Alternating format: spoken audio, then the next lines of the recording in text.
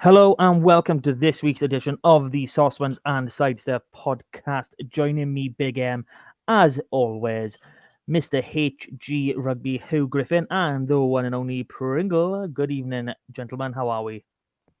Evening. We're very good. We have to remember Yeah. that we were just having a chat before we came on air, and I was just to remind ourselves that this is probably going to be the most fun podcast that we've done so far this You mean season. you mean positivity?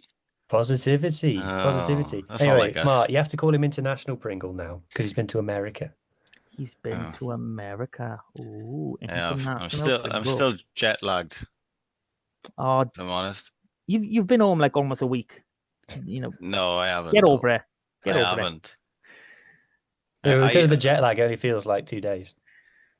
and Well, the yeah, thing is, you were only over there for like a week, 10 days. The jet lag you had going over there it cancels out the jet it lag was coming back. it was the last day because the plane was turned around halfway.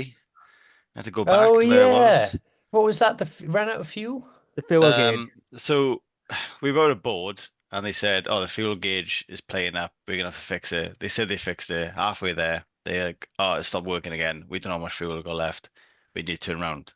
And everyone was like, "Can we just get there? Can we just go to London? We're halfway there already." No, we turned back, waited 6 hours in the airport to get on another flight, 7.5 hours. So it's a long, long day, to say the least, and I'm still recovering from it. Surely the part of aviation is you have to put enough fuel in it to get there in the Have you first ever place. flown with United Airlines? Because they're something else. I don't think I've ever flown with them where it's not been delayed or something's gone wrong. Well, then So it's yeah, your own fault. I'm sorry if you knew this something well, was going to happen. yeah, but they offer such good deals, and sometimes you got to think about that, He gets what he especially pays for, Pringle. especially when you go to like events, as you know, Big M, that cost a lot of money to go to. Then I then wouldn't know yeah, nothing about that. yeah. Spending money to go to events that's certainly not in my vocabulary. Well, you haven't seen the prices for tickets today for some sort of door forbidden one. Really? Oh Yeah, we'll Christ! speak I'm not. about I'm this not later. looking. I'm not We'll looking. speak about this later. Okay, so speaking a bit of travel, I'm assuming Pringle there was domestic Pringle this week, and Yeah. he turned up at the park. You always put me in the spot with this one at the start, don't you?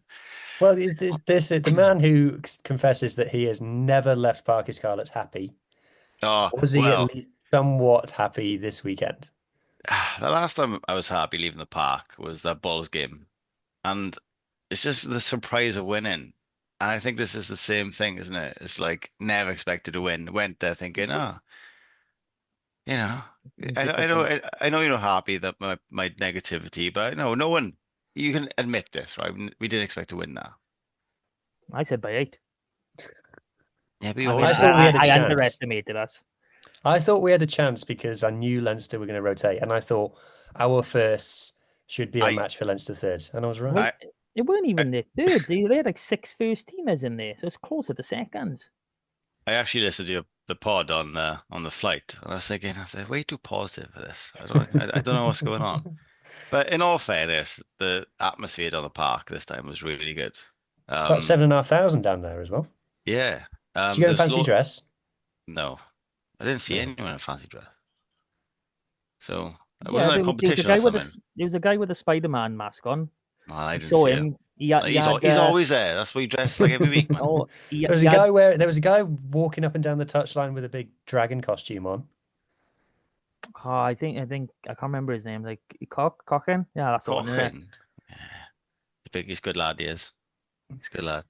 No, it was good. Good. It was good down there. And obviously we had the pitch invasion, as they call it, after the game, which I missed last year because I was also away and I missed the last game. So, yeah, it was good. They did like a presentation for the Leavers, and then we just got to mingle with the players. Mingle with How, Pringle. Yeah.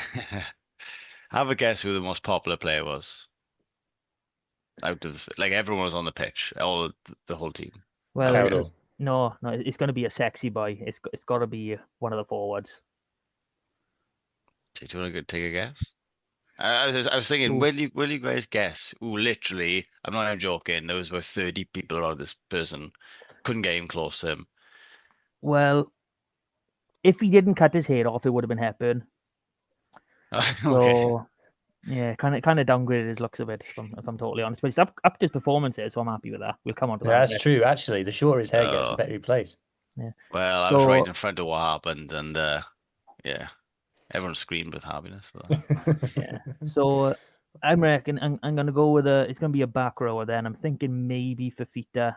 It's between Fafita and Plumtree. It's gotta be. Nah, no, in all fairness, I mean, those boys, they as soon as there's people around, they're off. They're like, "Ah, see you later. We're not doing this." But no, it was Plumtree. Plumtree is the most popular person with the fans. Trust me, he is like It's because he's so good. everyone. He is obviously so good, and Was yeah, he all right? Because he got sparked during the game. yeah, I think he said. I heard someone saying that he had a concussion or he felt concussed. So yeah, Don't broadcast that bit. yeah. So I don't know. Costello seemed fine though, so hopefully he'd be okay, seeing as he's back and Scar start playing like that. So yeah. So what sort of obviously for those that weren't in the ground, obviously the coverage ended pretty sharpish after the final whistle on Premier Sports and the what was it, S-Pedrec. So what was the presentation? Was it just all of them together? Did they have like a lineup of little gifts Well, and stuff? yeah, it was basically all the players with their families and stuff standing around watching, and then they were presenting them with framed like jerseys for where the players are leaving. Yeah, and then as soon as that be done, then they pulled down the rope, and then we just got to mingle. But yeah, it was it was great being on that pitch. I mean, all the viewers have stood, looking at that pitch, and then be able to stand on there and just take it all in. It's good. I definitely recommend if you guys come to a game, come to that last game with being able to go on the pitch. It was really good. Yeah, it Definitely recommend is. it. It is a different experience being on that pitch. Is when there's not many people around. It's like I don't want to say it's haunting, but it's just something else. The European semi-final against Glasgow a couple of years ago, they had us Yeah. in there planted flags on the seats, and so Ah, you just there. You walked out to the tunnel. There was literally, I think there was less than 15 of us there, and it would just be you would just be standing on the edge of the pitch, and it was so quiet. Look, it just fills your body with something. yeah. Is such a special place, and I know it doesn't have the history like Stradi does, but it has its own history. It has its own meanings. So it is incredible just to I be out couldn't. there. I've been trying to get my garden or my lawn well, right, and it's taking ages. But looking at that grass, I'm so jealous. It's so good. Don't get me started, mate. I borrowed a scarifier off my mum and That's what dad's I've this been doing. weekend, It's a bloody nightmare. I got but I nothing haven't used left. it yet. I'm quite nervous about it, to be honest. Oh, Hire mate. someone. Come on. Just get someone Half to my do it for grass is you. gone. I've just got mud because it's just taking all the dead grass out, and I got nothing left now. Jesus. So yeah, Terrible. Okay. I think that should kind of bring us on to the game itself. Little bit left on Pringle. Big moments. What got the best cheers from the crowd or the biggest oohs? you can probably guess what was the biggest cheer, and that was pretty much Hepburn's fend. Yeah, just didn't see that coming. He just like ragdolled him. It's great. And that and Plumtree's interception, I thought was because we just didn't expect it at the time. But do you know what the belief in the stadium, I would say, is the most there's been all season, because after that Besides you, first, right? yeah, no, I was believing. Have you not seen the photo of me, the That screenshot of was me? after the whistle. I know, but that was me all the way through. Aye, aye. Yeah, I'm gonna wear that cap now every time I go down because it's obviously a good luck thing. So Oh yeah, that was it. You raided the shop. yeah, and honestly, there's nothing left. My brother was like, I'll go grab something after the game now." Nothing left. All the Leinster fans took it all. Money well, bags, typical. Eh, at least we didn't have to, work on selling Castor stuff for even further reduced prices in the summer now. But yeah. okay, onto the game. What was it? 35-22? 35. Yeah. I have not So watched it back. I was going to ask you guys, what was it? What did it sound like from like fans' perspective? Was it It was like good. loud? There was lots of singing. I noticed, like there was like Callan Lannan stuff Yeah, going that you it don't was the normally most hear. singing I've heard all season. It was really loud there the whole time. I Yeah, think there was just a little bit of belief after that first. It was disallowed try at first, wasn't it? Can't remember what it was though, because I watched it back. Was that disallowed try? no. No, it was Cowdell's try was the first one. Yeah, maybe I was dreaming. But we came out of the blocks like a house on fire. The Like, boys really yeah. wanted it. You could tell they were just like, "I'm up for this." It was an unreal opening.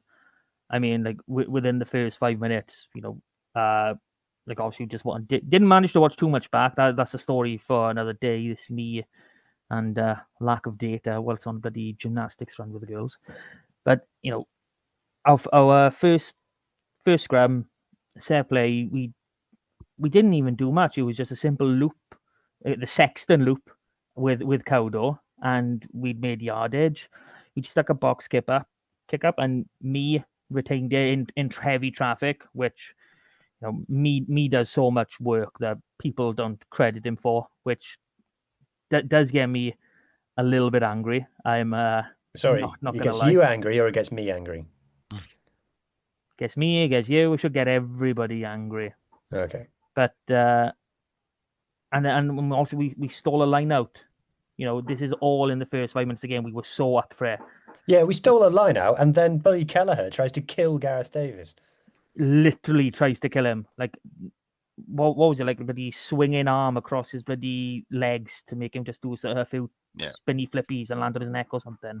Generally, Bloody from hell. where I was stood, there was so many cheap shots by Leinster. There was so many, and like crock I rolls. was loads. astounded at times. I was going to talk about this later. I'll talk about it now because it's come up. But I was astounded at Leinster's some kind of just disregard for the most basic laws of rugby. Yeah. Like, what are you doing? And to be fair, Mike Adamson is a referee who I've had things to say about in the past. And to be fair, in this game, he didn't let them get away with it. You see a lot of referees in the URC just go, it's Leinster, and just let them get away with it. But there was some where, like, there was one in the second half where I think it was Clarkson, I think it was someone else, it was one of them, like on the wrong side of the ruck, rolls instead of rolling east to west, rolls towards Cowdor, and then gets up on his hands and knees and crawls, and then just kicks the ball out with his knee, and then stands up and kicks the ball again with his foot. And it's like, you're not allowed to do that, mate. And then he puts his hands up thinking, what have I done wrong? Yeah. You're like, we know we've done wrong. Yeah. Like, it was just kind of like if our players had done that, if someone like Tane Plumtree or Sam Lousy had done that, we'd be going like, he's not playing next week. What is he doing? And this is for supposedly the best club team in the world. It just shows that like they've got a level of, we think we could do anything type thing. And their disallowed try for crawling on the ground. Yeah. Like, didn't even need to go to the TMO. It's like, mate, It was you're not allowed blatant. to do that. But they have got away with a lot of those. Yeah. I was watching on Premier, and Tom Shanklin, obviously enough said just saying that name. He's like, he's unlucky there, he's unlucky. Like, we hadn't even seen a replay at that I point. think it was Cuthbert actually. Oh, they're both Cardiff. They both sound the same. But you got me thinking now. It is probably Cuthbert, isn't it? I was watching it earlier and it was Cuthbert. Okay, might be Cuthbert. Apologies, Shanks. I will look at any of your other games and criticize you because obviously there's probably something valid in there. Blah blah blah. It was like, yeah, it was just so obvious. He hit the ground something like 4 or 5 meters out, and like you're not getting to the line by just stretching at that point. No one is having the knee like close to the 5 meter line and getting over from there. Do you think they were getting frustrated with our defense? Because our defense, I mean, I don't think once I thought, they're getting through it easily. Our defense were on it. Do you think they were getting frustrated and it was just frustrating them to a point where they were just making mistakes, which is not like them, obviously? I think by the 65-minute mark, they knew they'd lost. Yeah. And then they started getting frustrated and they started making bad decisions. Yeah. So, yeah. So, and that's all you need to do to beat Leinster is just be in the lead around the 60-65 minute mark. Yes, you just need to be better than them and then you win. Although actually, not all the time. You just score more points than them. Yeah. So no. Obviously, there's a lot to break down in this. We got quite a few nice tries in this one. Cowdoors is best. I think I've pretty much done all of them on them. Well, what is it? It's the try assist is we're gonna have to call it for Henry Thomas's. Yeah, it's not actually in the clip. I know. He was celebrating though. I haven't got the celebration up. Let's say maybe it might be on this. Maybe S4C's clip has got it in. We'll have to watch it for a little bit. But yeah, there you go. He's absolutely loving it. He's had a haircut as well. Not that there's much left to cut, but it was a natural cut. Yeah, but there's Spider-Man. See, he was there. Well, it wasn't by me. So here we go. See if we can watch it here. Lovely that, and that's a lovely pass from Sam. Because what all the players were able to do, to be fair, was really hone in on who the shooter was in Leinster's system. Obviously, Leinster's defensive system is all about someone shoots out, and we were able to get on the outside of that player quite a lot, and we got a lot of joy from that. Yeah, it was really, really nice to watch. Obviously, we've called for our attack to try things and do things all season, and you got to give it to the boys. They genuinely did try some things, not just from first phase. Obviously, there was a nice multi-phase try in there, our second, and quite frankly, there isn't another Welsh 10 like Sam Costelow. This was his first game back in 3.5 months. He's going to be rusty. He's allowed to make mistakes before anyone goes, oh, blah, blah, blah, whatever. If you come back after 3.5 months out with a bloody broken collarbone and you don't make mistakes in that first game back, either you're playing against either you're a grown adult playing against 6-year-olds, or a miracle has happened. It doesn't happen. There's a lot of our fan base who just don't believe in him still, because every time I go to the ground, there's always someone there having a negative dig at Costelow. I thought he was fantastic. He made mistakes. Like you said, you've got to make mistakes when you come back from something like that, because you're out of the game now. He hasn't played for 3 months. Yeah. But so I'll just break down this try best I can. So this is the second try, which is great, engineering. Crossfield one, yeah. Yeah. This is great engineering between Gareth Davis and Sam Costelow. So basically, the Scarlets have tried to go for a maul. The maul's gone wrong. So it took them a few phases to get their shape back together. And Cowdor's Sammy's basically just said to Cowdor, look, play off you for a while. Let's have some forward carries. Just crash it up and let's just get some continuity going in there, 22, which we managed to do. Now, we're not getting over the gain line, but we're kind of keeping the ball in that. So it's going all right. And then we go one phase back this way. And then this is the important bit. Watch there to see that. Cowdor looks over to Sammy, because Sammy's just been stood in the backfield there going, not interested, don't want it, don't give me the ball. And then he goes and he just calls for it. He jumps into position and Cowdor goes, all right, let's go. So first move, back inside to Blair Murray. There's a half break there. Straight back to Sammy, second touch, half break from Sammy here. Now, it's a little bit of time to recycle the ruck. Lovely pass here from Johnny Williams. Now, I like this. It doesn't go to hand, but I like what he's trying to do, because he has, again, look at the state of the Leinster defence from where it was. See if I can get this up now. So from there, where it's completely set, one phase there, and then Sammy calls it. And there's one, isn't it? The wing. Yeah, and then this is Blair Murray's one. So that's one carry. Second carry, Sammy half break as well. So the Leinster line is there, and it's coming up as like I said, they do with the aggressive blitz. Johnny gets it there, and he's got those 3 Leinster players on him, but he just floats it beyond them. You see they're quite narrow there. How much space is that? Maybe a third of the pitch, best part of half the pitch. And now Leinster don't really recover from this point. And it doesn't go to hands. And look, you've got Henry Thomas and Alec Hepburn are the 2 players out there. Joe Roberts is a long way further out. I'm not sure if there's someone beyond him as well. No, I don't think so. Yeah, okay. So it's not. So if that's not 2 props standing there, if that's maybe Johnny himself or someone that anticipates that pass a bit better, but the ball has still got into the space, so I don't mind it. And this is a lovely moment from Joe Roberts, where he this is like the difference between an all right player and a really good player, in that he turns this into something. Like he could just be like dying with the ball here, but he gets the offload away. And then this is the moment, Benji's favorite moment. Boom. See you later. No stop. More of a slam than anything. He like got his arm absolutely. underneath him and just gone, get out Yeah, of my but way. Like, one-handed. Yeah. It's amazing. And so he offloads Henry Thomas again. Henry Thomas's work rate around the pitch is so underrated. Like he gets typecast as a scrummaging only prop. He's so not. He gets around the park really well. He's got decent hands as well. He gets a bit of meterage. Then Cowdor asks for another trap up. I think it's from Fafita this time. And then this is the moment. This is when Sammy goes pull the trigger. So Sammy stood here. So you got another pod of 3 forwards. Blair stood at 10.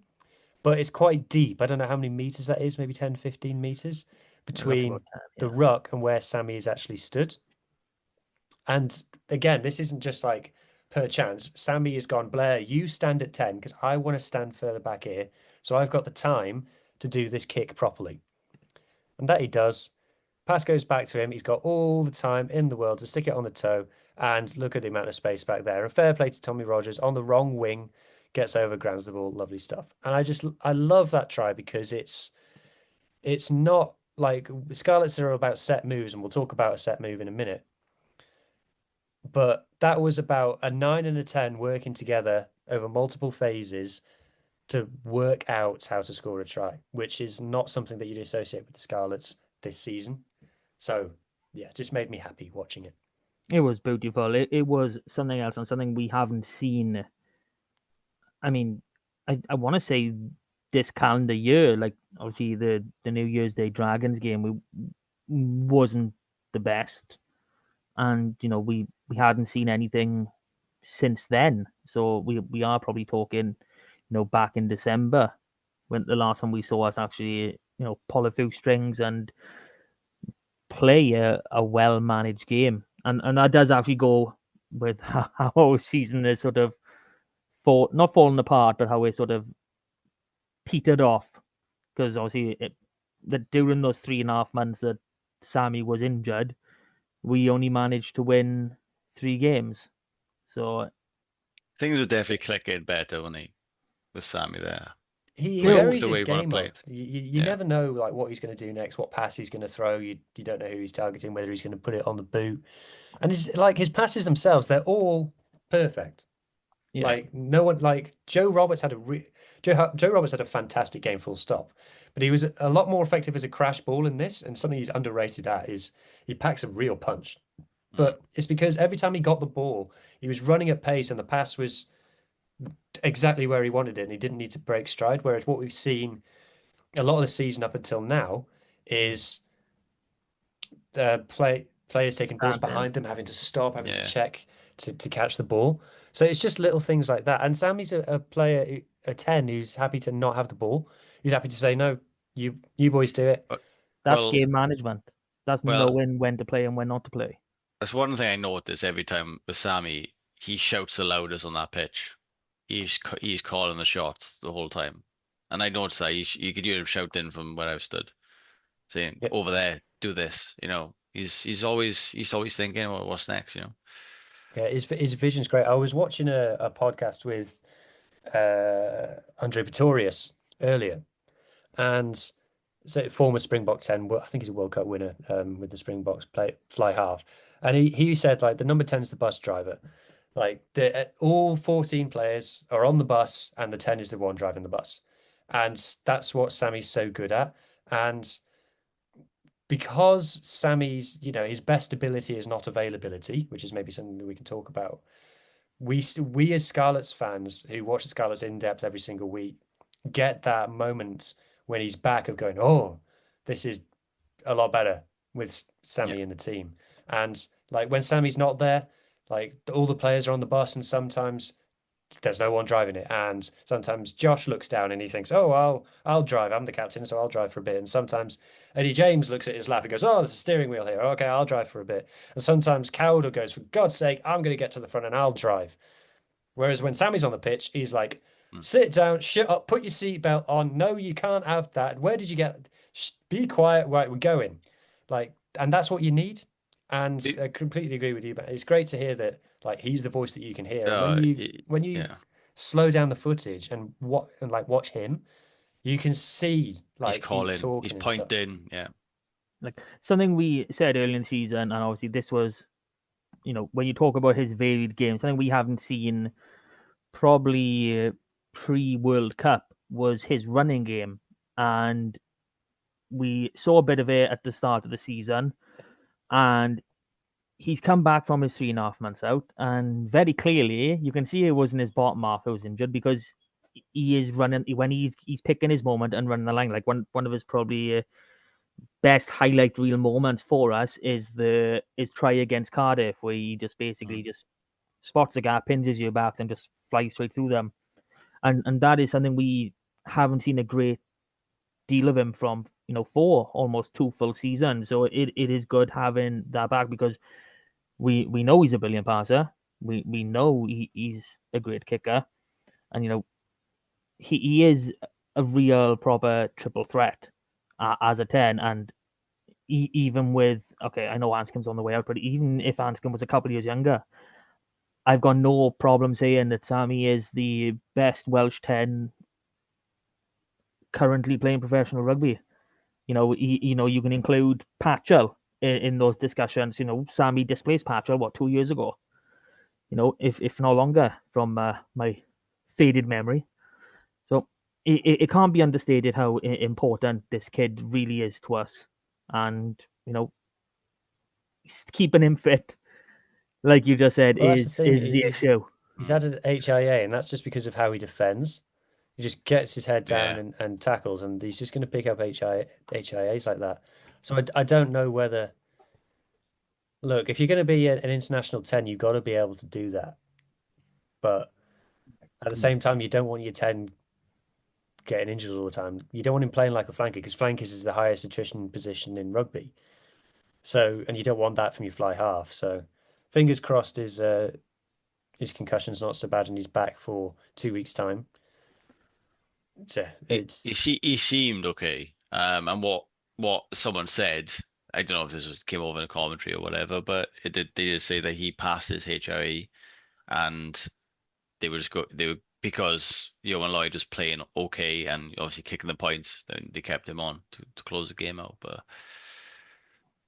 Yeah, so it would have fingers crossed. been, he came off in the 48th minute, so it would have been probably the 58th where they would have had that decision to make had he passed his HIA.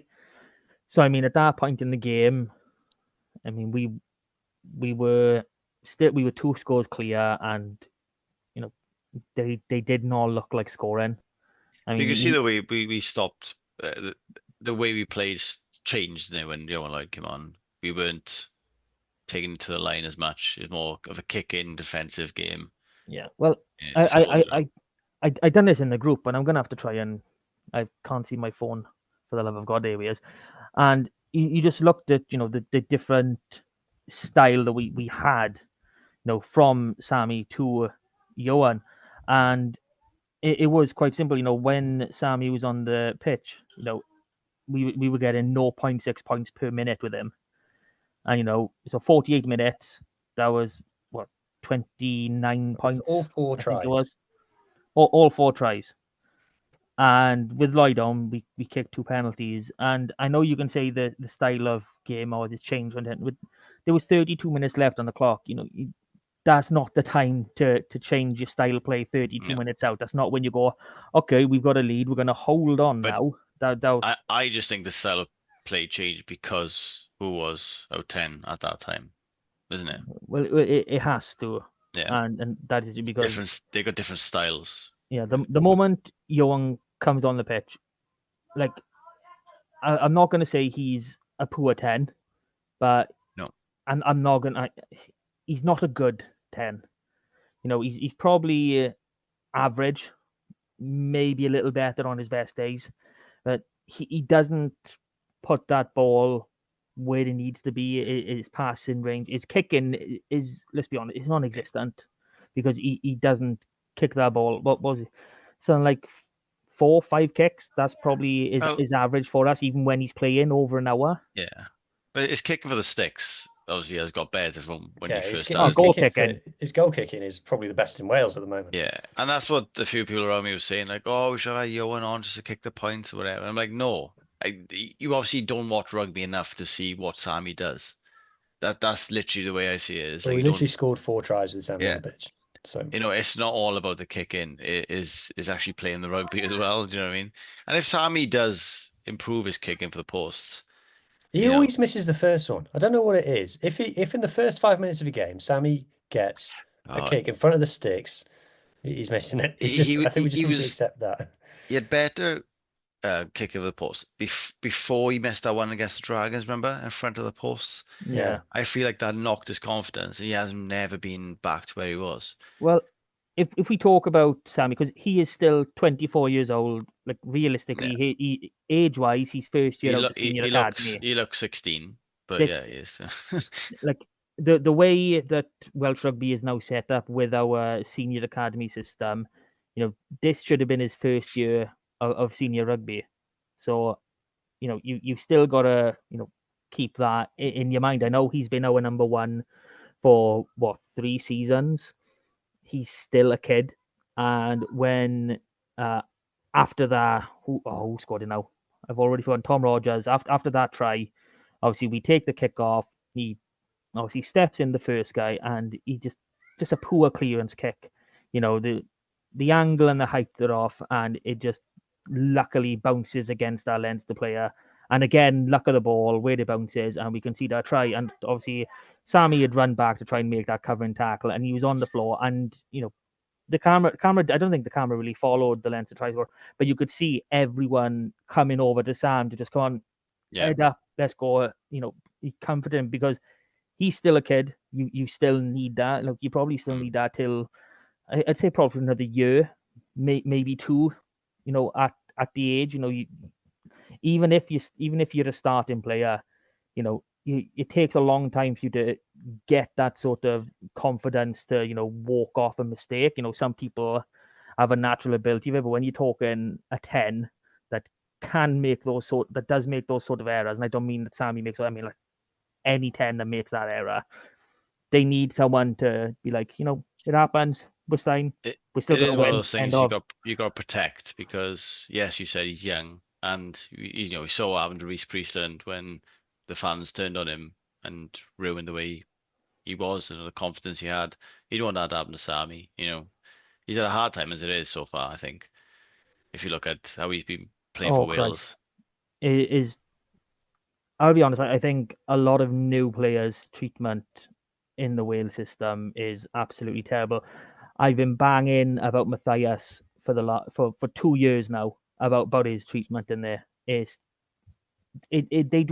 not a place for young players to go in and succeed. You either hit the ground running 100 miles an hour, be more or less perfect from the start, or you basically you get next to nothing, and then you moved on to the next player after you've played less than like 150 minutes. It's really not conductive of developing players at the minute. Hopefully that will change. We did score try number 3 and 4. Let's talk about try number 4. Try number 4. So I really liked this try because it was like a chess match between this. So this is a clip from Brett Igo. I haven't made this. Brett Igo is a great follow. Actually, I don't know if he still does. I think he still does work for Leinster in the academy and stuff. And he puts these clips up on socials and things. Really recommend giving them a follow. So this is all really intricate with the arrows and things. Like I said, I didn't make this. So the balls come out from a scrum just beyond the 10-metre line in Leinster's half, slightly over to the right of the pitch. This is all about 14 versus 15. This is all about Blair Murray wants to get the better of Leinster number 14, which I think is Osborne. Doesn't say in Brett's tweet. But so, like I said, Leinster's is a play an aggressive out to in defence. It's the Jack Newton thing. It's what the Springboks play as well. And it's all about blitzing up as quickly as you can. You can see the number 14 there is shot out.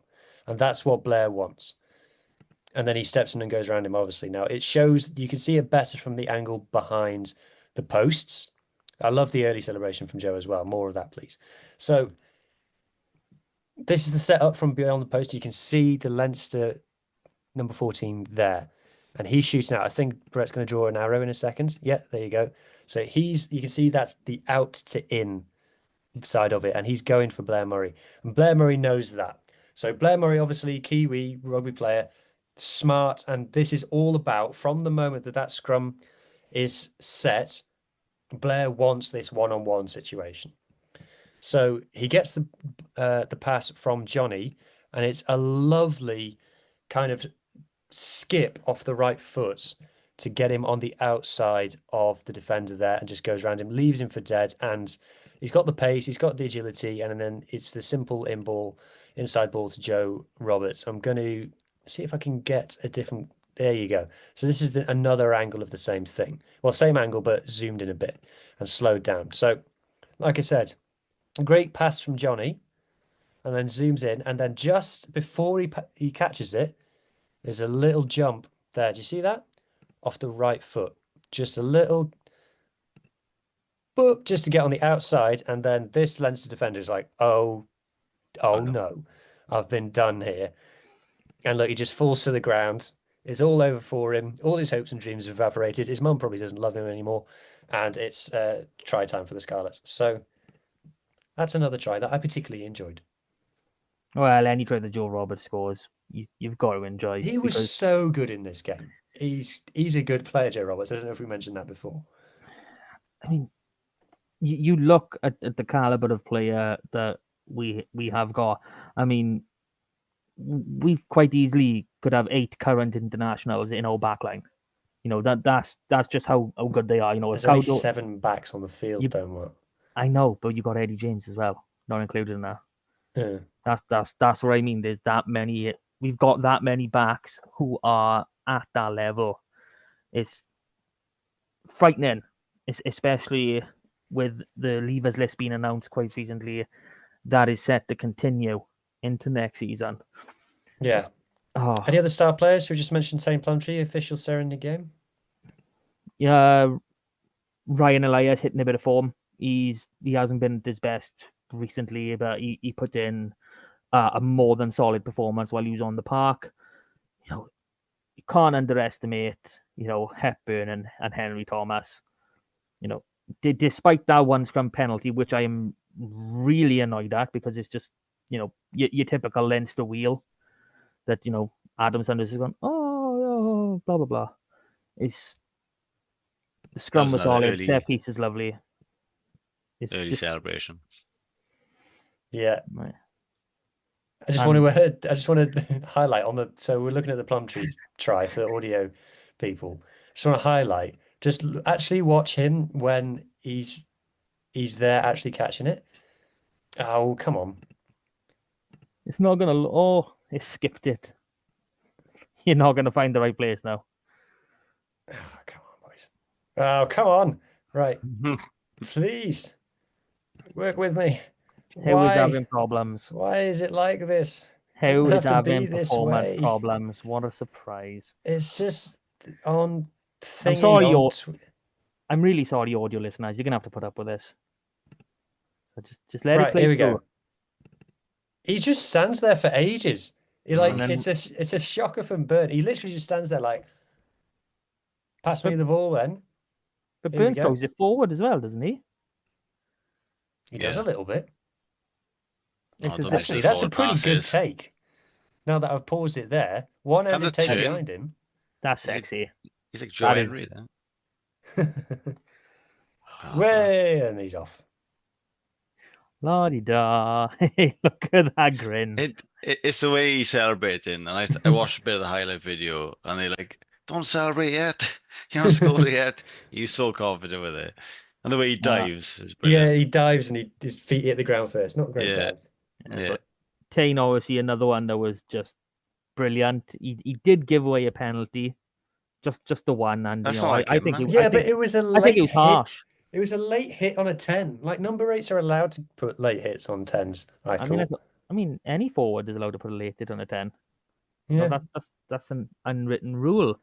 I mean, it's really hard to single out a player that didn't I have know. a good Pretty game. much every player played their best game of the season. I mean, I just think they're all clicking. I think we were waiting for it to click, and we been waiting for Sam Costelow. yeah That's all. to be the glue that holds everyone together. I mean, someone that doesn't look, he has had some recognition. Obviously, Phil Wales cap as well to go to his name, but someone who's had a bit of a hard time since the Six Nations era, which is only a few matches, is Ellis Mee. Like I've seen loads of just things online about him. Hamer Webb's Welsh qualified. We'll take him, put him on the wing. With Rodman. People, you don't see the work that a lot of players put in. I mean, the amount of rucks that Mee hits is unreal. Taking kickoffs is just something he is ridiculously good at as well. I mean, that is actually something that led to their first try from the Costello charge down. Is the fact that Mee had taken those restarts so well and gained ground all those times that they're like, okay, we need to change this up a bit. This kid isn't, but he isn't giving in. And to think, you probably would have had the chance if Tommy Lewis was fit. I know it is scary to think that how good maybe the Drovers would have actually been if certain players weren't injured at the right time. But yeah, that's another bugbear that I'm not gonna come into. But so many players, so many good performances. I mean, even the bench. I mean, I know a few of them didn't come on to the last few minutes, but Marnus, he's literally he is a warthog. He just does not stop. I mean, the There was a engine on the moment guy. I haven't been able to clip it up yet. I plan to, where he was runs everywhere. He was marking the blind side at a line out, and then the ball goes in and Leinster go wide, and he literally just runs. He follows the ball across the whole pitch, chases the ball across the whole pitch, and I'm like, I don't know if this is the system, but I like it. He's got to use all his energy up, doesn't he? Yeah, he's got all that built up. What minute did he come on? Because obviously from the side. Oh, I don't know. I want to say 55. 50 something. Yeah, early 50s after me. Okay. Yeah. We had a debut. Louis Trevette, if that's how you say his name properly. He managed to get 2 minutes at the end of the game. So 54. 54. There you go. So congratulations to young Louis. I've seen the photo of him after the game. Scarlet does suit him. Maybe he'll want to stick around. Who knows? But yeah, I'm trying to think of the rest of our bench because Jared Taylor. I was surprised that Archie came on. It shows how confident Dwayne was feeling. I know. What was it? 6 minutes left, something like that. I know. It's like it got at least a good 5 minutes on the pitch. I mean, you'd think 6 minutes left. That's enough time to score a couple of tries. Yeah. But yeah, I mean, I know I've been banging the drum about you've got to get Archie on the pitch for 20-30 minutes a game or start in certain ones. But seeing the way this game played out, I wouldn't have been against not bringing him on. But he didn't look like he was having a problem from game management point of view, though, did he? Oh no, his kicks were fine. Kicks were all right. He was setting up his rucks. He's getting rid of the ball. Did we say that, by the way, Cowdor's broke the record for most Scarlets tries now, 55. Yeah, he beats their house. On the day that it is announced that he's leaving as well. Not the day, but his presentation and everything. That is, I don't want to say ironic, but maybe a nice bit of symphony there from there. So, anyone else to really be discussed about? Yeah, they were all great. Everyone's very happy. I've been in a good mood ever since. Apart from very briefly when I watched Wales Women. Oh, I was in a very bad mood. But then I was in a good mood again today. Fair enough. So you just have to look at the thumbnail from the short on YouTube. You see how happy you are there. Yeah. Yeah, there was. It's rather, if you haven't seen the thumbnail of Hugh's little celebration after Leinster result, go have a look because that's a savage human being. That is a happy man, ecstatic. Are we ready for the best part of the pod? I'm getting darker now. I should have turned the light Yeah. on. Yeah, do you own a light? Just I do Okay. own a light, but it was very, very bright before I came on, and I forgot to turn the light on. So Well, it's almost gone get too a far the other way candle. now. I'll go turn it on now. You boys mumble for. Oh, hang on, we got a vamp now. Right. I was at Mum and Dad's at the weekend. Mum was telling me that she got the weed killer and the Yeah. vegetable growth mixed up. Oh So no. all the green beans are dead, but she has got a 20-foot dandelion out of it. Nice. I love when the summer comes and you just start talking to your parents about gardens. Like, what do I do? How do I sort this out? Yeah. Okay, boys, are we ready? I'm anticipating this to be quite short, Mark, because I thought the season was finished by now. Well, this is the Oh. actual weekend that the season was meant to be finished. The 26th of April. That was like the weekend they wanted it done. I think a Obviously, few people thought it was over because someone asked for Johan Lloyd's boots and he went, I got 2 more games to play first, mate. oh no. Yeah. Well, are we ready Go for for it. Yeah. the community? Let's go. Sharing screen in 3. Oh no, it's already done. Okay. We'll try and make this one quick because there's not a great deal to talk about, if I'm totally honest. So it was the beginning of Super Rugby Cymru playoffs, and we had the wild card round, which were teams 7 through 10 competing for a quarter-final spot.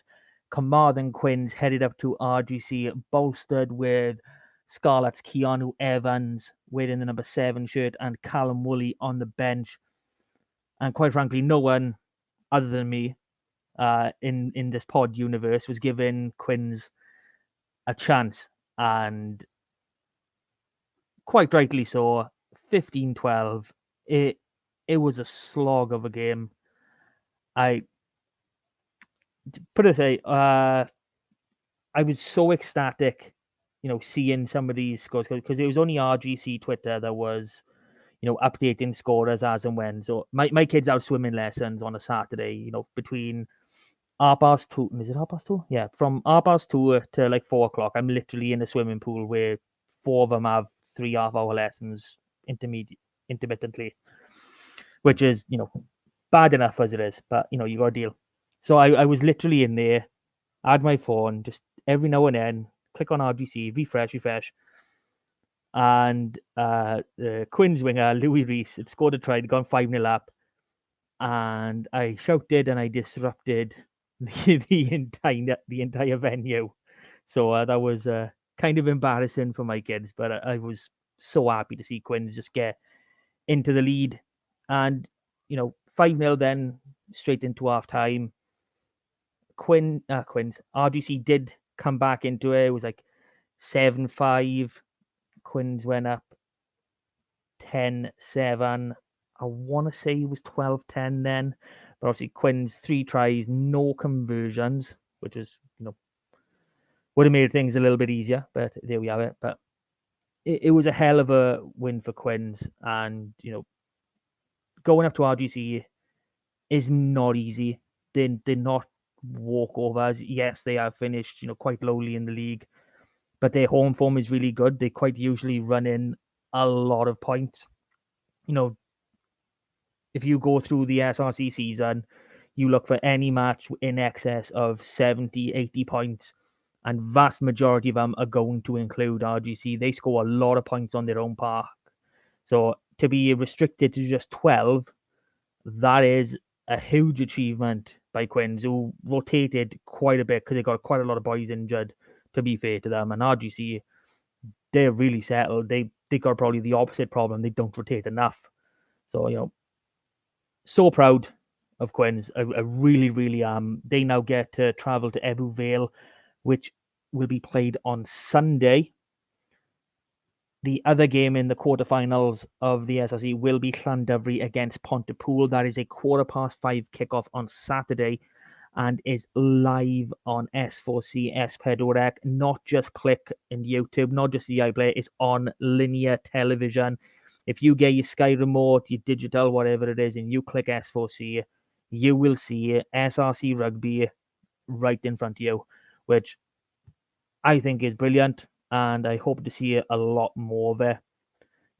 Realistically, we are expecting Llandovery and Ebbw Vale to win these two fixtures, but don't quite count out Carmarthen Quins, because they went to Eugene Cross quite recently and they were winning around the 70th minute mark. So they've got it in them, So congratulations, Quins. Looking forward to seeing what you can do on Sunday. Okay, into the Premiership, and it was just the one game for us to talk about. Llangennech getting the bye. Newcastle Emlyn at home to Narberth. And, last week I said that Narberth really need to win this game to, guarantee their safety. 34-all draw. And thankfully, there was a bonus point in there for Narberth. Newcastle Emlyn already relegated. We knew that. But for Narberth, that third match point, that is the only reason they are safe now. They cannot be caught.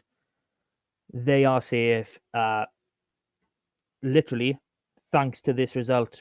Because it being a draw, they would have lost less games than the team that can match their points. But the way the league placings go, it goes like match points, number of wins, number of losses. And thankfully, they will have lost one less than the team below them. So well done to Narberth. They've got another crack at the Premiership next year, and we hope to see them kick on.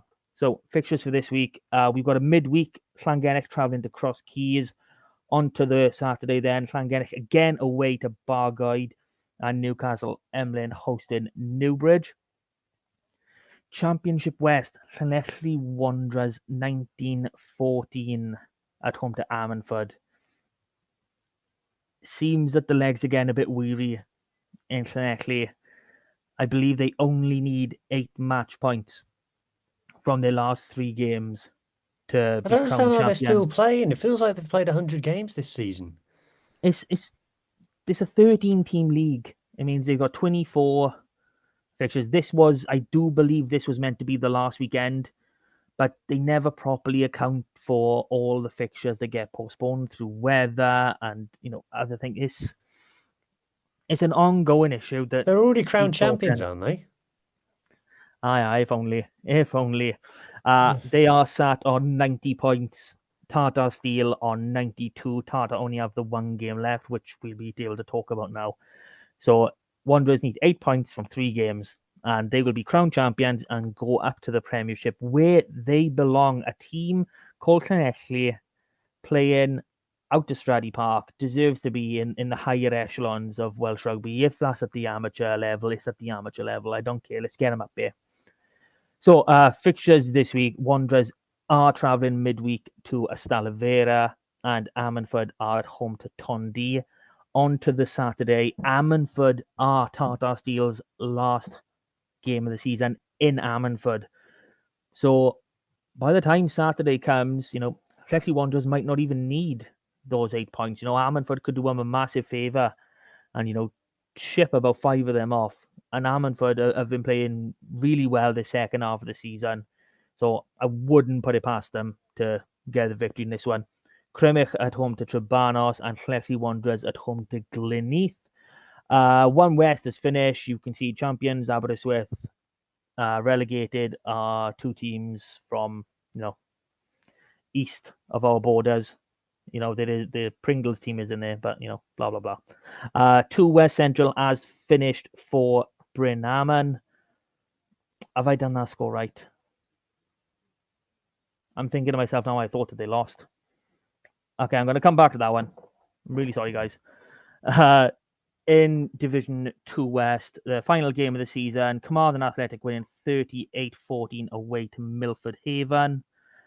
Champions of the league, Lampeter, promoted alongside them are Larne, and the unlucky Milford Haven are going to be relegated with them into Division 3 West, and this is probably the tastiest league still going.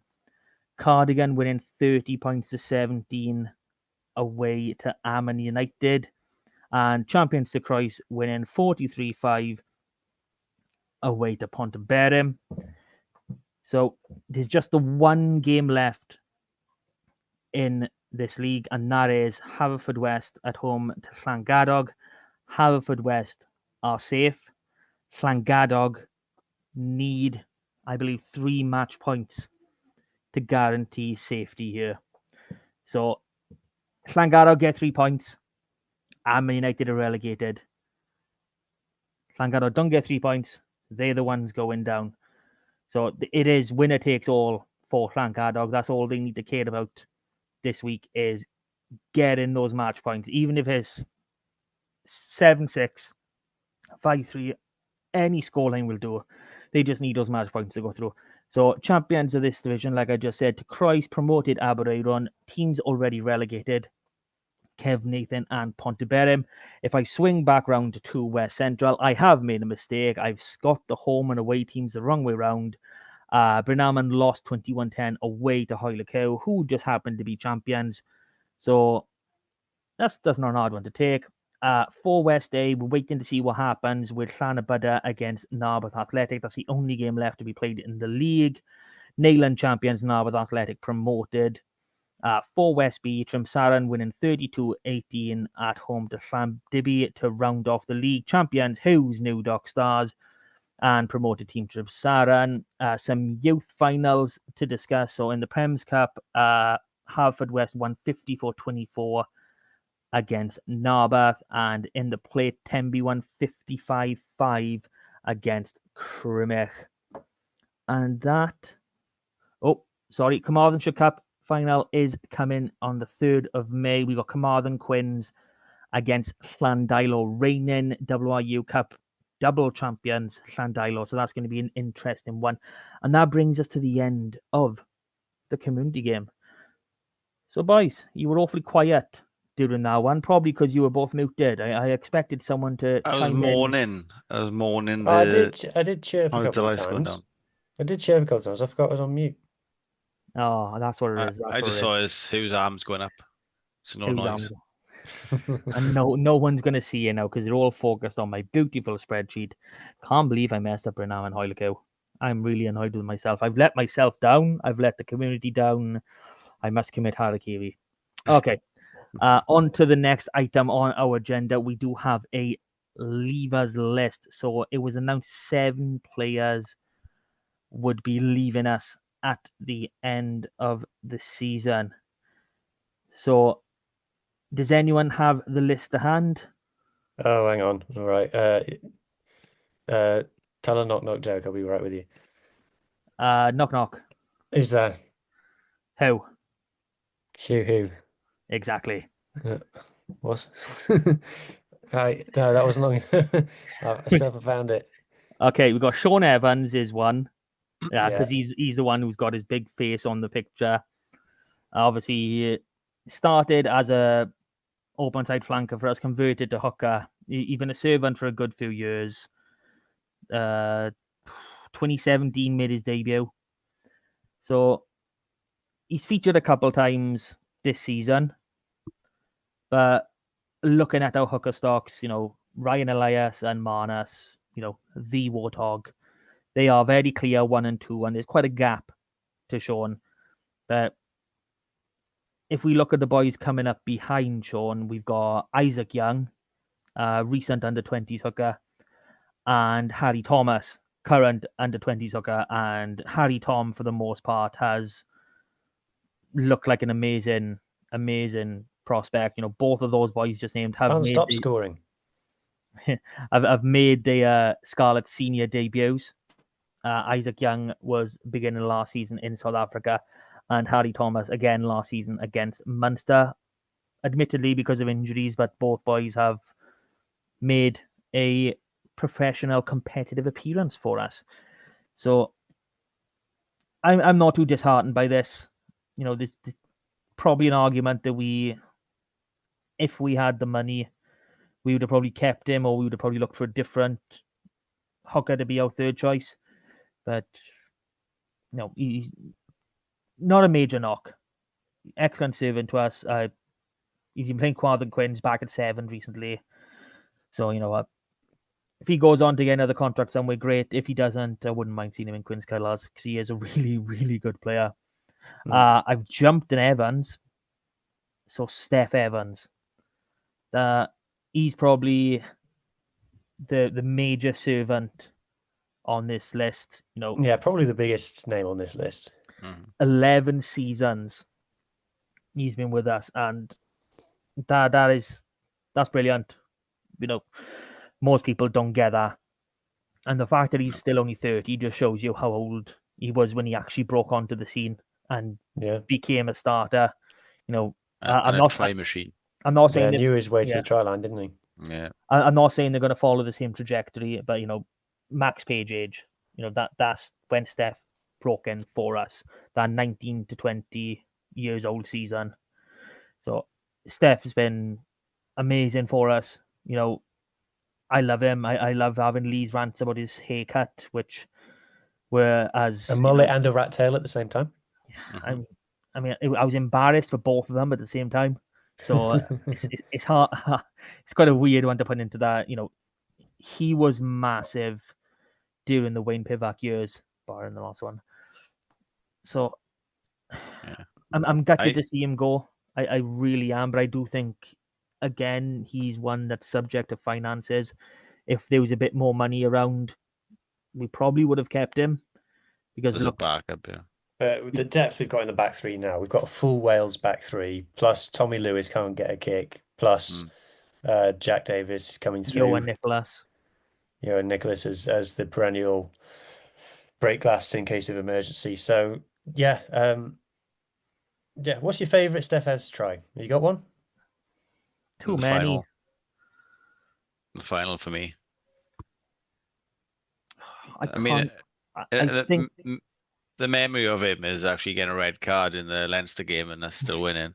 But yeah, I remember being ecstatic when he was announced that they were overturning his red card because of I think Sam and Samson Lee tipped. Because it was Samson Lee what done it, but Samson Lee didn't get banned. Yeah, and that was a little bit sus. I'll be honest. I think it's far enough along now to think that was a little bit dodgy. Yeah, I'll just never forget it. And I remember in the week it announced, Steph has been cleared for the final, and I was like, yes. And then he scores in the final. I was like, yep, that's my boy. One of the tries that sticks out me, I can't remember specifically. I think it was against Benetton, and he comes onto the ball. I want to say somewhere between the 2 10s. It's a strike play. He takes the ball and he just looks so slow running to the line, but he still gets there. And I don't know why he just sticks in my mind. Do you remember in the year in the Champions Cup when we got to the semi-final? Yeah, we were pretty much out playing against Benetton at home. And then I think Steph Evans just created 2 tries out of nothing. Right. Yeah, his little kicks. Yeah. And it's the kind of thing that a coach would never tell you to do. Yeah. And that was always the thing about Steph, is you always be like, oh no! Oh, he scored. Yeah.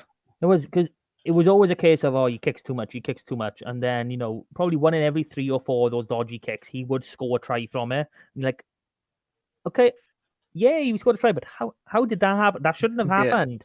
I always just think I got 2 players to beat. He's just beating them. Done. Because Steph never had, top end pace. He had pace when he was younger, obviously, but it was his ability to beat a player in literally the space the size of a laptop. You can't even get 4 people's feet inside there, and you could beat a man in that space. It would literally be like okay, 2-on-1, pass the ball. Oh no, he stepped inside. Okay, right now, pass the ball. Oh no, he's not. No, he scored. I mean, the work that him and Cowdo would do around the ruck, just little 1-2s. It's just some of the best rugby that Steph played was on those fringes like that, because he could just get past that man, make line breaks, and beat defenders, because that was his super talent. And I did say, I have said for a few years, he's probably a luxury winger. The fact that if you need 14 other really good players to really go, okay, we don't need to quite work on this part of the game as much. We can have Steph in there, which I think was the start of his downfall, and then injuries came in. So I love Steph. I will always love Steph. But again, I don't want to say he's surplus to requirements, But the way his contract is finished and the stocks we kind of have, it just wasn't going to happen. You could tell, like, by his facial expression that he was gutted to finish the way that it's gone, in the sense he's come back from injury and not really played. Yeah, you could tell he's got this, but you know, that's what we expect because he's played for us so long. Yeah, but I mean, even coming into this season, I don't think, obviously, we didn't know how good Ellis Mee was going to be, but he wasn't in our projected starting back three. You know, we would have had Rogers, Murray, and Lewis. Obviously, we knew that Tommy Lewis was injured, but you know that's what we came into the season thinking our best back three was going to be. So he was always up against it a little bit, and yeah, I mean, he's got plenty of years left in him. He's got great experience. I just hope he doesn't go the Kieran Hardy route. That's what I'm hoping. No, he won't. You know, it's more Scarlets go to Dragons to finish off their careers. Yeah.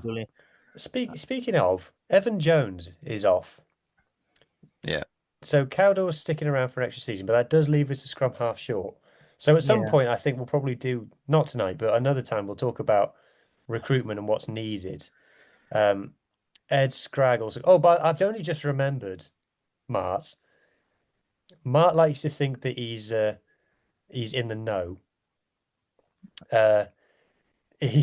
He sends me a list before the leavers list comes out and goes, "This is who's leaving," and I'm like, "Oh right, okay." And then the real list comes out, it's nothing like it.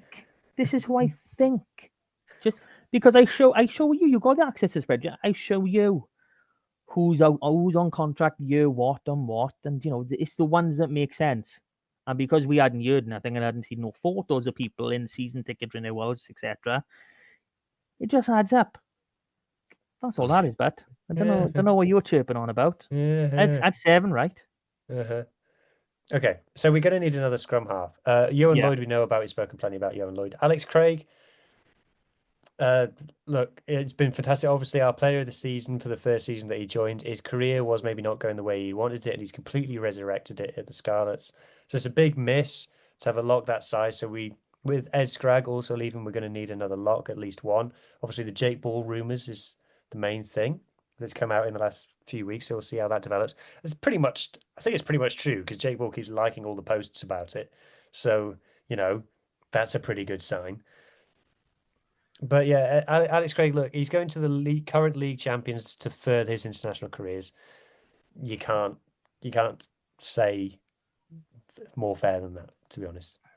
Yeah, I mean, well, he signed 2 one-year deals, which is, you know, I'm kind of scratching my head at that.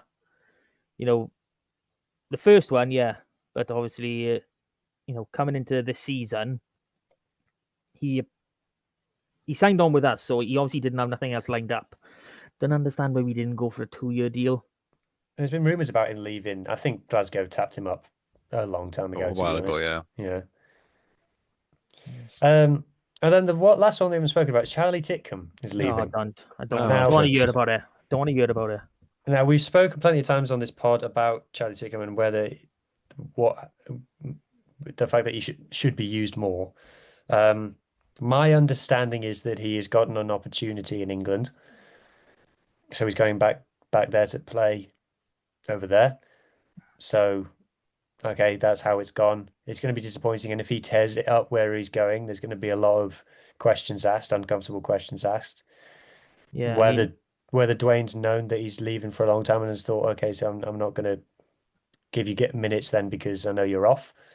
But then obviously Huw Lloyd's been in the same position, so yeah, that's going to be. I think it's going to be a case of what could have been with Charlie Titcombe in the Scarlets. Yeah, I mean, obviously he's not Welsh qualified, which is probably a big stickler. But at the same time, he's not capped by England, not capped by England A or Saxons or anything like that. So he's not tied to them either. So he's a time server here. So I don't know how the brackets really work, but I'm sure we could have got away with something. Yeah, it was was a case of he had his first start against Leinster. I think it was November or somewhere around there last year. Not last year, the last season, sorry.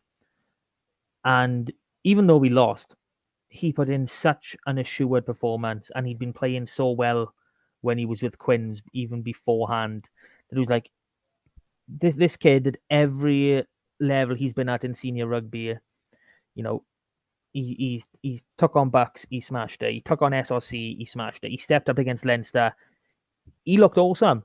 He looked a proper 10, and I thought that was going to be the stage. Okay, we're going to start seeing him a fair bit more now. We obviously we're still early in the Huw and Lloyd as a 10 saga, so I thought, he's probably going to get relegated back to 15 now, and we'll see the development of Sam Costelow and Charlie Titcombe, two boys who were in the Leicester academy together. They were a year apart from each other, so they played a lot with each other, in the latter years of school as well.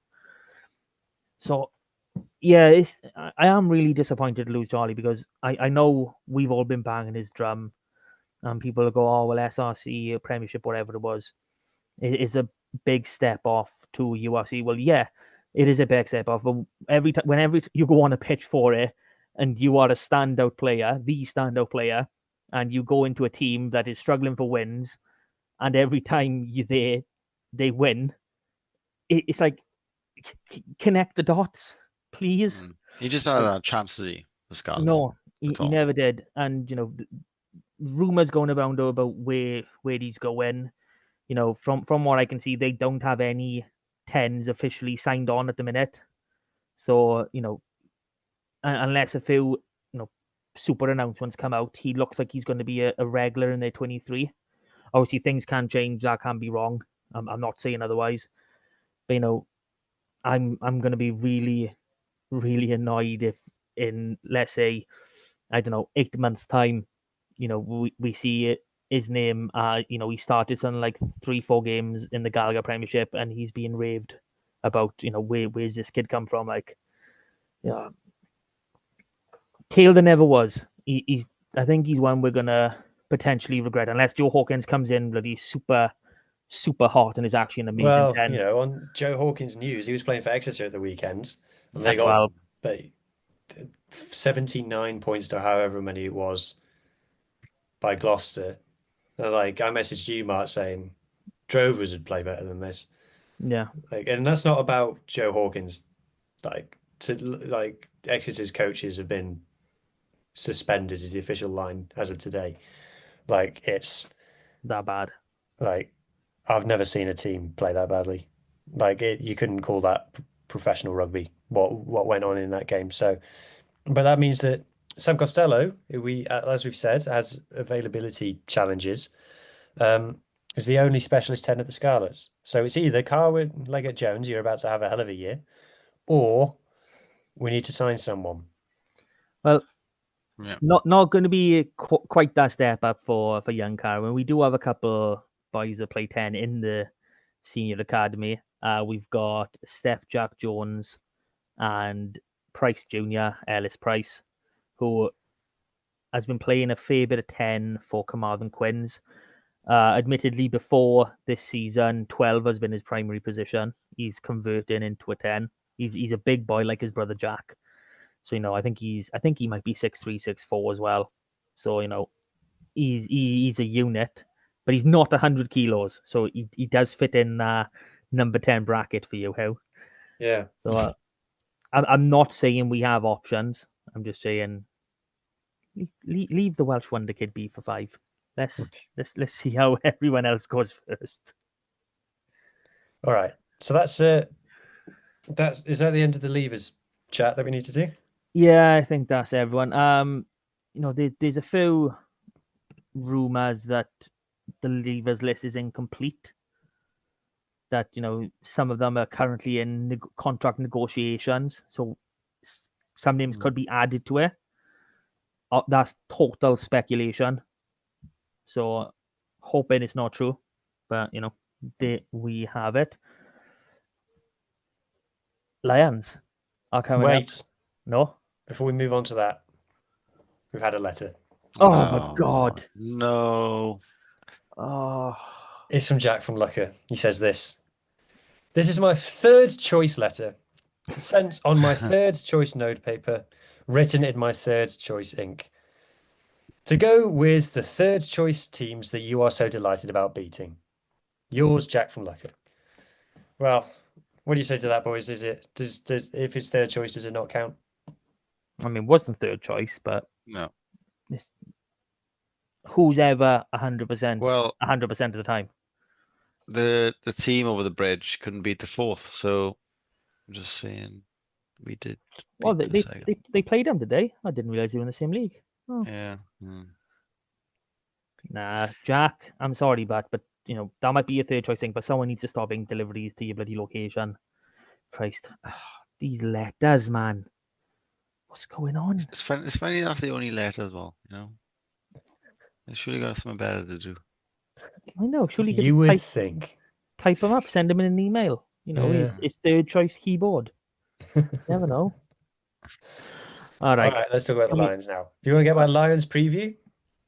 Lions we aren't got very a good. Lions preview. Oh, whoa. They've won games. They've won games. Okay, cool. Lions aren't very good, and we can't go down to South Africa to play the Lions thinking, oh, it's a trip to South Africa, anything's a bonus. No, the Lions lose at home all the time. In fact, I'll look it up now while I'm talking. Like, the way to beat the Lions is the Lions are a counter-attacking team. So the way to beat them is to give them the ball. Because if you ask them to attack over multiple phases, build an attack, they can't do it. So we need to go down there and tweak our game plan. All the teams who have gone down and beat the Lions have tweaked their game plan to play against the Lions, as in just not be interested in having the ball and be happy to be the team that plays on the counter attack. So the Lions at home have won 5 out of 7 games. So they've lost twice at home so far this season. In the past, they've lost a lot more than that. So it's doable. It's a winnable game. So we just need to have the right mindset going into it. It needs to be noted that they're at home for the rest of the season. They've been at home for the last 2 games. 26-7 win over Connacht and a 42-31 loss against Benetton. And for Benetton to go to Lions and win, there's no bloody reasons we can't.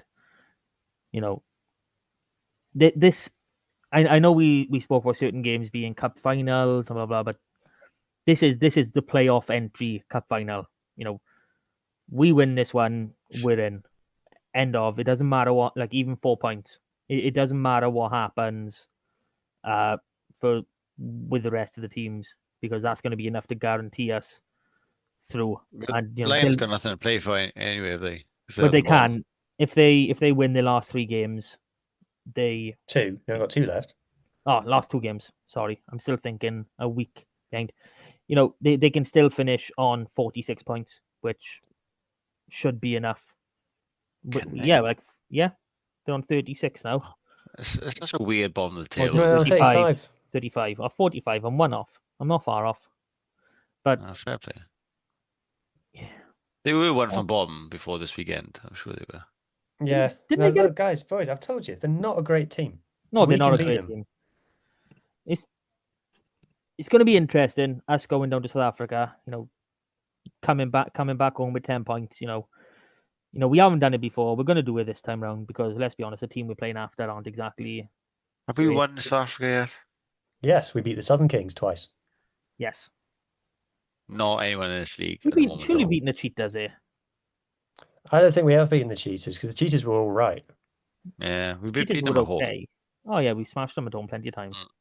I did have a little South African bloody list, but I don't know if I've deleted it or not. I feel sorry for now. It would have come in handy. Clayton Bloom and Cheese over the days. Oh, Clayton. Oh yeah. Actually, if you go back and you look at some of those players who played for the Cheetahs back in those days, it's like Oxenshea. It's like Sia Masuku. Oh no, Sia Masuku actually played for the Southern Kings. It's decent players, but the Lions are. I know they won at the weekend. They beat Connacht. Connacht's season is over, and it has been for a while. We can beat the Lions. I'm just repeating myself here, but all you have to do is. They're quite scrappy, I think. Yeah, on they're a a sheet. scrappy team. They just throw the ball everywhere. So if Plumtree can intercept all those balls, that'd be great. Yeah. Well, that's what we say. Give them the ball, they'll make mistakes. Yeah. Yeah, so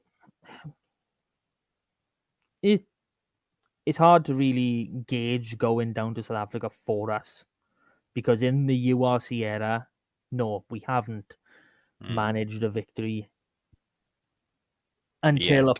until a fortnight's time when we do come Yeah. away with all 5 points against the Lions, and then we go and put the Sharks in their place because that's just what they deserve. But Mm.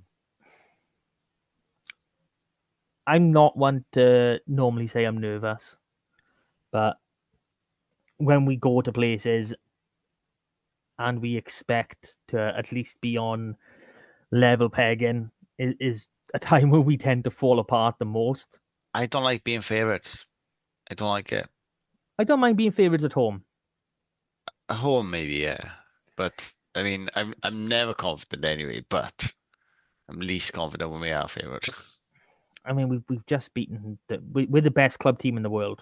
Yes, we're the lineal champions in To be rugby. fair, mind on the video comments on like YouTube and that, no one's going, "Oh, Scarlets didn't deserve that." Everyone is like, "Scarlets deserved that. They played so well."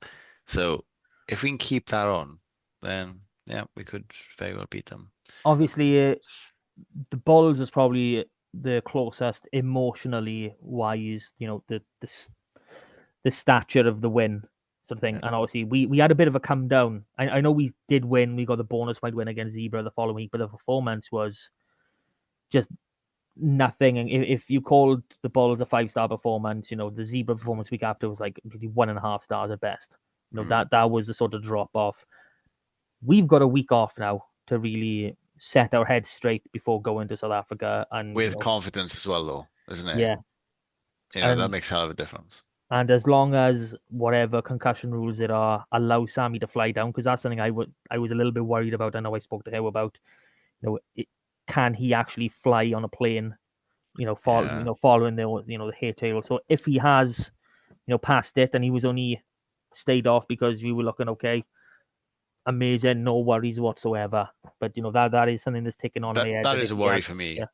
The Sammy being on. Sammy plays, I think we win. I know if so long as we haven't had any new injuries, which we would have probably heard about by now. I mean, it's Monday I just think evening. it'll suit us. I just think they'll suit us. I think it's We're the kind of game that We're will. similar. We don't tend to play with a lot of the ball. I just think Blair Murray down there on those fast tracks. Tommy He's- Rog, And he's used Johnny to it. Williams. Yeah. I mean, obviously we saw a bit of rotation. What happened the last time he played the Lions? I remember what happened last season, but the season before that. Season before that. Okay, let's have a little look. So it's that 22-23? Yeah. So Scarlets. We had the Lions. Did we travel to the Lions? We traveled to the Lions 32-15. So no, respectable. So that's a 3-score game in South Africa, which Yeah, that won't do the job this time. We need to be better than that. yeah, but that was 22-23. But what time in the year was it? Never mind. I think it was like middle of the year. Because this is like end of the year. Last year was the start of the season. So it'd have to have been in the middle somewhere. Oh well. What are we thinking, 23 wise going into this game? Are we changing anything? Do we bring Eddie James back even onto the bench? I don't know. I think I'm okay with Johnny being it. Yeah, Eddie on the bench. Yeah. But is he on the bench over Max Page or over Johan Lloyd? Over Max Page probably. See, Max Page would probably be playing against the Lions. Yeah. Maybe give him a start. Maybe give Ellis Me a break. He's played a lot of rugby. Yeah, as Ellis has been here majority of the season. I don't think, obviously, besides his antics with Wales, I don't think he's missed a game since he's probably broken into the team. We got 3 tries and no conversions last time. We had Dan Davis, Tommy Rog, and Sam Lousy scored. Ooh. Sam Lousy scored in the 82nd minute to put some respectability on the scoreline. Okay. So They're probably a very different team now. They are. Look, they're not. I can't keep repeating myself. We're better than the Lions. yeah. But So this is the thing. This has always been the thing of going away to teams that are worse than us. Yeah. It was straight after the autumn internationals. We didn't have our strongest team, if I'm remembering correctly. We were missing a few boys. Not a great deal. They but a do few. score a lot of tries though. I mean, come on. We had, what was it, Wilgriff John, Oh, sorry. Taylor Davis. Oh, he's a good boy for Llantyfri, but Blade Thompson. Christ, that's the name I haven't heard in a few years. Oh God, that's Blade. them were the days. Yeah. Thomas Lozana. That was weird. What was going on with that signing? Bill Price. Oh wow. Mm. This is only 2 years ago. Jesus. Makes you think. Really makes you think. I was looking at the Leavers from like 2 years ago, and I was like, That's the bloody other thing hell. about the Leavers God. this year is we've had 2 seasons of like 16, 17, 18 players leaving. Yeah. To only have 7 or however many it was this year. That's It shows quite how good young our progress. players are though. I mean, Like, to be fair, that was a list of players that are involved with the first team. There are some, senior academy boys that are moving on.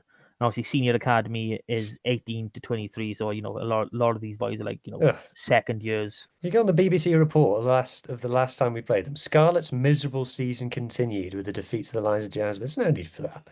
What was that? Was that last season or That's 22-23. 22? Surely it weren't that bad of a season at that point. Yeah. We Oh, got no, to it a was just- Challenge Cup semi-final. That was before Christmas, wasn't it? It was New Year's Yeah. Day that kicked that off because we'd only won. We had Johnny one game. McNichol, Tommy Rog, John Fox, Scott Yeah. Williams, oh, Com- Luminac, Conbeer. Ryan Conbeer, Sam Costelow, Gareth Davis, Blade. Kamsi Matthias, Taylor Davis, there you go, Wilgriff John, Sam Sam Lousy, in a row. Verfeita, Aaron Shingler. God, that feels like a long time ago, doesn't it? Dan Davis, Blade Thompson. It's not that bad of a team. Well, I mean, come on, Wilgriff John. Well, it's not exactly what's his name, Jones, Jack Jones, John Jones, whatever his name was. Joe Jones. Dane Blacker on the bench, Reece Patchell on the bench, Steph Evans, Sione Calamafoni on the bench. Well, yeah. A second row cover. yeah. Nah, it wasn't really second row cover though, was he? Let's be honest, Fafita was playing in the row. Fafita was starting in the row. Hang on, that was when Calamafoni actually went for a run in the row. He played against Bayonne Ospreys. Jesus. Oh, Tom Price was still playing with us in that season. That must have been his last year. Amy Oh, Barrett wow. Theron was running the touch. Anyway, so yeah, Scarlets by 10. By 10. We just with the world's best club. Yeah, we're not that great away from home. So Okay, Scarlets by 15. 15. Yeah, 3 scores. Scars by 5. Be more optimistic. How is that more optimistic than 3 scores? Do you think Realistic, it's then. Yeah, that's the Splash one. optimistic. Because Yeah. I don't know. I think I don't know. You think? I'm hoping that we can pull it off. But yeah. Yeah. So I I don't think leave that- it up to the Sharks, yeah. I think this wraps this one up. It's been a long one. Wait. tonight, guys. Are you a Again? Scarlets fan? Do you want to be on a podcast? Not this one, but Rap. Producer Lee is stepping down from Rap, and we need a Scarlets fan to go on. We're all far too important for that. So Yeah, we need don't someone else. consider other players. We need someone else to go on. So if you ever, loads of people got their podcasting debut with Rap. So if you ever fancied being a podcaster, if you're the kind of person who listens to a podcast about rugby, pauses it, says your opinion out loud to yourself, and then presses play again, you might be the right person for this. So get in touch via email, via Twitter, whatever it is, at Rap, WRRAP. Let us know. We need Scarlets fans to be podcasters. So shout up. Can I say a bit of a confession by you in terms of the podcasting world? All right. Okay. I'd never listened to a podcast before I sat down with Lee for the first time. Never listened to one. I listen to many. Did no preparation. Just said, I'm going to sat down. I'm going to talk shit about Scarlets for a while and have a bit of fun. And look where it's gone. Yeah. 3 years later, 2 years later, 2 years later. Yeah, it's not that. No, it hasn't been that long. Christ. And I'm still here talking the same shit about the same players and the same club. But yeah. So it has been a long one. We probably should have said this during the middle, where people were still, had at least some part of their focus We on. can tell Lee that we remember to do it. That's the important thing. Please like, share, subscribe, leave a review, introduce a friend that wants to become a podcaster. And yeah, this was fun. Boys, happy Good days. pleasure. Bye. Bye. Scarlets. Up Scarlets. I'm all heed.